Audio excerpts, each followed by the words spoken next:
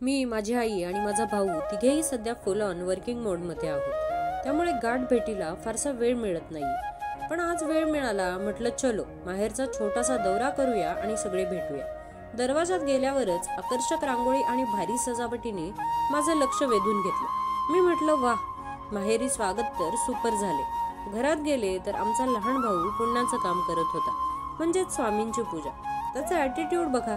Camera चालू आहे हे पाहताच आमचे आजोबा ताडकन उठले आणि म्हणाले, थांब थांब, फोटो काढू नको, आधी कपडे तरी घालू दे.